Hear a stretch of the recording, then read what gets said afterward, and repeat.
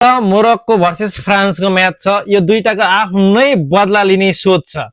के छ भने 2022 मा वर्ल्ड कप जित्न लागिसकेको, मुखमा आइसकेको गाँस झरे जस्तै हातमा उठाइसकेको ट्रफी अर्जेन्टिनाले खोसेपछि घाइते भएको फ्रान्स अहिले बाघ नभएर चिताको गतिमा कुदिरहेको छ। यो 2026 सम्म आइपुग्दाखेरि यसले जसलाई भेट्यो त्यसलाई उडाइरहेको छ। सबै विज्ञहरूले पनि फ्रान्सले नै जित्ने दाबी गरिरहेका छन्। उसको गेम पनि त्यही छ, स्पिड त्यही छ, त्यही अनुसारको ट्याक्टिक्स छ, एटाकिङ छ भने 2022 मा पोर्चुगललाई हराएर क्वार्टर फाइनलमा हराएर सेमी फाइनल छिरेको मोरक्को यही फ्रान्ससँग 2-0 ले हारेर घर जान बाध्य भएको थियो।